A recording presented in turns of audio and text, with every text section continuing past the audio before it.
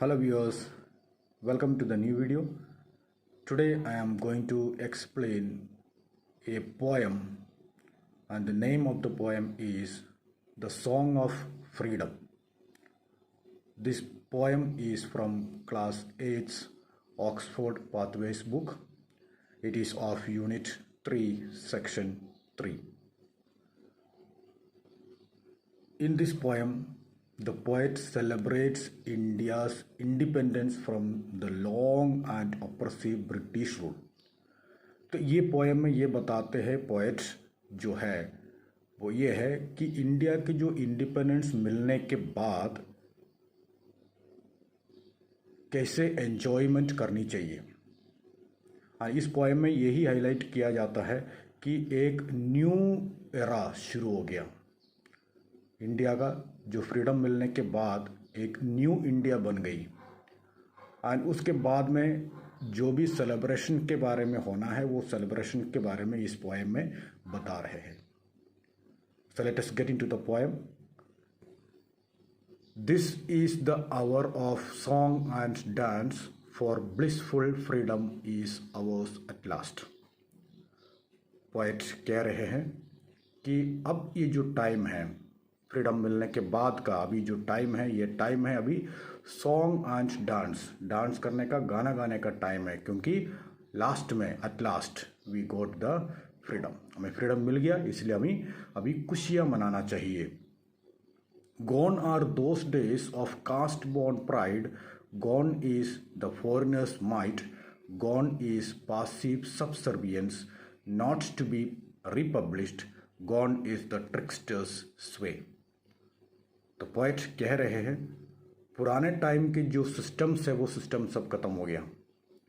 Foreigners का जो powerful rule था हमारे ऊपर, इंडिया के ऊपर, जो फॉरेनर्स जो विदेशी मतलब ब्रिटिश लोगों के जो पावर था हमारे ऊपर वो पावर अभी ख़त्म हो चुका है। एंड जो सबसर्वियंस है, सबसर्वेंस भी खत्म हो गया। Subservience means willingness to submit to others. तो इंडियंस एक प्रकार से गुलामी कर रहे थे, गुलामगिरी, एंड वो जो है वो भी खत्म हो गया। And gone is the tricksters स्वे। ट्रिक्स्टर्स जो चीटिंग करने वाले जो लोग हैं उनका जो पावर है, उनके पावर अभी खत्म हो चुका है। Freedom is our universal speech, equality the experienced grace, we will blow the conch of victory and publish the truth to all। तो इस आंसर में ये बता रहे हैं फ्रीडम जो है हमारा एक यूनिवर्सल स्पीच होना चाहिए। अभी हमें हर मुंह में यही बताना चाहिए कि हमें फ्रीडम मिल गई है। हर इंडियन को यही बोलना चाहिए कि मुझे अभी फ्रीडम मिल गया है। इक्वालिटी द एक्सपीरियंस्ड ग्रेस, हमें जो अभी इक्वालिटी मिली है, समानता मिला है। And we will blow the conch of victory, हमें क्या करें, हम क्या करेंगे अब, we will blow the conch of victory. Conch of victory means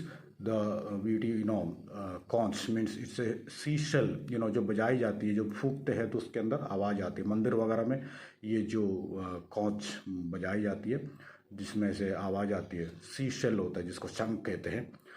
and now conch of victory मतलब वो शेल फूक के उसकी आवाज़ से हम सब लोगों को पता करवाना चाहिए कि हमें फ्रीडम मिल गया है। We see that all are equal born, now lie and deceit are dead, only the good man are great, ruin has seized the wicked. So हम देखते हैं कि सब इक्वली बॉर्न है। हर इंडियंस जो है सब, not only Indians, everybody, the whole world, everybody is equally born. And अभी जो है हमारी इंडिया के लिए स्पेशली बता रहे हैं, अब जो है लाई एंड डिसीट ख़त्म हो चुका है।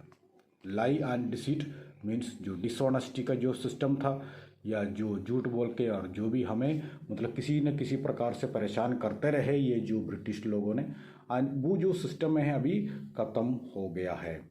Only the good man are great, अच्छे जो लोग हैं वही ग्रेट बनते हैं, और जो रूइन है, जो बर्बाद करने वाले जो होते हैं वो हमेशा वो हमेशा के लिए उनकी जो रूल है वो रूल ख़त्म हो चुका है। दैट इज़ जो रूइन का जो है डिस्ट्रक्शन का जो ज़माना था वो डिस्ट्रक्शन का ज़माना ख़त्म हो गया। एंड उसके बाद अब जो विकेड है, विकेड मीन्स जो लोग जो ख़राब जो लोग हैं, एंड वो ख़राब लोगों को जो है सब कुछ अब उनका ख़त्म हो चुका है। अब हमारी जो इंडिया है, हमारी इंडिया फ्री हो गई है। Honour to the ploughman and the worker, shame to the glutton and the rake. Ploughman farmers और काम करने वाले जो है उनको ऑनर करना चाहिए, उनको अभी खुशियाँ मनाना चाहिए। और shame to the glutton and the rake, जो ग्लटन मीन्स जो पीपल जो ग्रीडी थे एंड जो इमोरल पीपल थे, रेक मीन्स इमोरल पीपल। तो ऐसे जो लोग हैं उनको shame to those people. And इसमें ये बता रहे हैं कि बहुत सारे जो इंडियंस भी ऐसे लोग थे जो ब्रिटिश लोगों के साथ रहे थे, उनको सब शर्म आनी चाहिए। और जो ये ब्रिटिश लोग हैं उनको भी शर्म आनी चाहिए कि अभी हमें खुशियाँ मनाना है कि जो फार्मर्स या जो प्लॉमैन जो वर्कर्स जो सब इंडियंस के साथ रहे उनको वो तो खुशियाँ मनाए। And we will not water the waste lands nor sweat for the idlers wheel. तो हमें अभी फ्रीडम मिलने के बाद हमें अभी we will not water the waste lands में हम काम नहीं करेंगे। हम अभी अपने अर्थ पे अपने जो भूमि अपने खुद के जो ज़मीन है उस ज़मीन में काम करेंगे, ना दूसरों के लिए नहीं, अपने लिए अभी काम करेंगे। और not sweat for the idlers wheel. Idlers जो ना कोई काम करना नहीं चाहते और दूसरों से काम करवाते हैं, ऐसे जो लोग हैं उनकी जो वेलबींग के लिए हमें काम करने की ज़रूरत नहीं है। अब अपने लिए पसीना बहाओ, अपने लिए काम करो और खुद कमाओ और खुद खाओ। तो वही एक सिस्टम अभी हमारा हो गया है। एंड सो अभी हमें खुशियाँ मनाना चाहिए। And we have learned that this is our own land. अभी हमें पता चला कि ये जो लैंड है वो लैंड हमारा ही लैंड है। And it will be for ever ours, और हमेशा के लिए अभी आगे हमारा ही रहेगा। And no nation shall enslave us again. और ब्रिटिश लोग जो एनस्लेव कर दिया था, हम सबको गुलाम बना के रखे थे, और वो जो है वो ख़त्म हो गया। अब उसके बाद अब दूसरा कोई कंट्री को, हमारे जो कंट्री है हमारे कंट्री को एनस्लेव करने नहीं देंगे, यानी दोबारा गुलामगिरी हम नहीं कर पाएंगे। तो अभी जो अर्थ है, मतलब अभी जो हमारी जो इंडिया है वो इंडिया अभी हमारा हो चुका है। और दूसरा कोई भी कंट्री आके अभी इसमें हमें गुलाम करने की कोशिश नहीं कर सकते, और हम ना होने देंगे दोबारा ऐसे दूसरा कोई कंट्री को हम हमारे कंट्री को रूल करने नहीं देंगे। We will prosper serving God our sole lord. और जो फ्रीडम मिलने के बाद अब हम खुशियाँ मनाएंगे, उसके साथ साथ हम जो है सर्व करेंगे गॉड को, ईश्वर की सेवा करते हुए। ईश्वर की सेवा करते हुए मतलब हमका जो हमारा जो सबका जो ये एक पावरफुल वेपन वो है ईश्वर। और ईश्वर की सेवा करते हुए हम आगे बढ़ेंगे, और आगे हम ये जो खुशियाँ हैं वो खुशियाँ आगे बढ़ाते रहेंगे, और इंडिया अभी टोटली फ्री हो गया है। So this is the explanation of the poem, and this is a poem which is written by Subramanya Bharati. Subramanya Bharati, of course, he is a Tamil writer भी था, poet भी था, और journalist, activist and socialist सब थे, और social reformer था ये।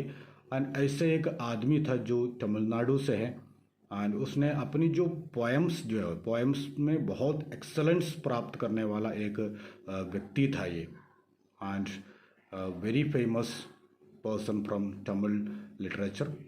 And he has written this poem about the freedom. हमारा इंडिया के जो फ्रीडम है उसके बारे में उसने बताया है। So thank you for listening and watching. Thank you very much.